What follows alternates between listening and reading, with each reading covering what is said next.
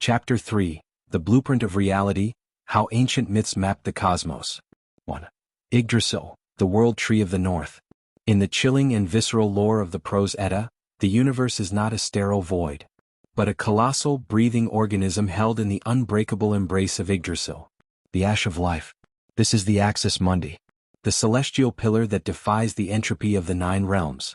Its roots plunge into the 3 primordial wells of existence. The first into Niflheim, the realm of mists, where the dragon Nidhogg gnaws eternally at the bark in a slow reptilian rhythm of destruction. The second into Jotunheim, where Mimir's well of wisdom hides the severed eye of Odin. And the third into Asgard, where the gods gather in council beneath its star-swept boughs. Yggdrasil is a theater of eternal tension. An eagle of profound foresight perches at its summit, while the squirrel Ratatoskr scurries like a weaver of discord, carrying insults between the crown and the roots. The tree is not a static monument, but a suffering entity. It rots on the sides and its leaves are devoured by stags.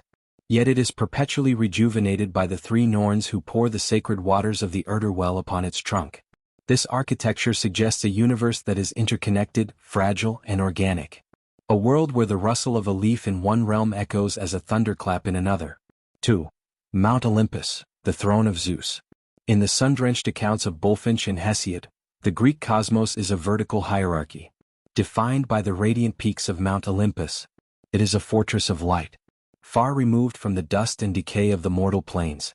The summit is not merely stone and snow, but a palace of divine transparency, where the 12 great gods dwell in halls of gold and silver, shielded by a curtain of clouds guarded by the seasons. Below this celestial crown, the world is organized with geometric precision.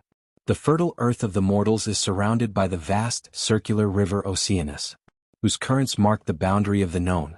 Far beneath the foundations of the mountains lies the sunless pit of Tartarus, a bronze-walled prison for the fallen. This architecture represents a universe of clear boundaries and social order. The gods sit as eternal spectators in the high galleries, watching the tragic and beautiful play of humanity unfold in the theater below, reminding all that the distance between heaven and earth is as absolute as the difference between immortality and dust. 3.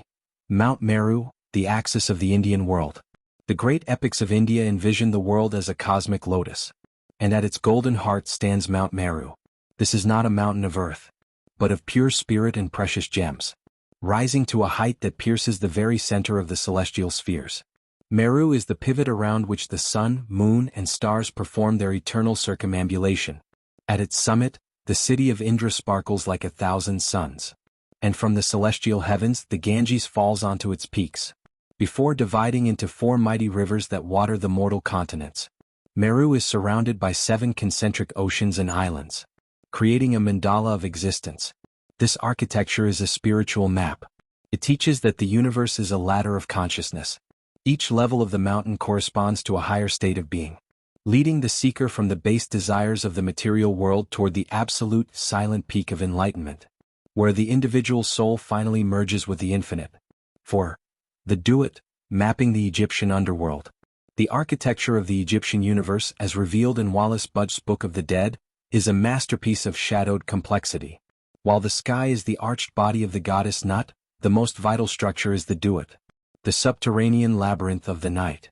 It is a terrain of 12 regions, each separated by massive pylons, and guarded by entities with knives and terrifying names. The Duat is a landscape of trial.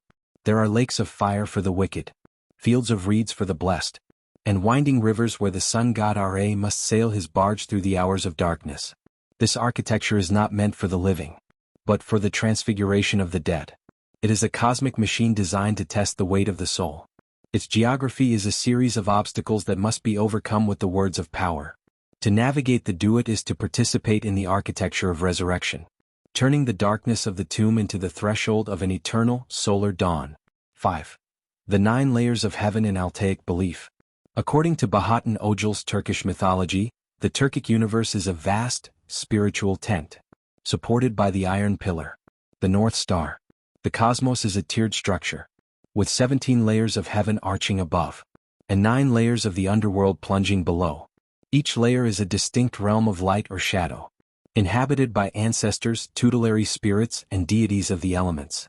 Between these realms stands the Bay Tarak, the tree of life, its roots reaching into the dark, copper-colored rivers of the abyss, and its highest branches brushing the throne of Kairahan.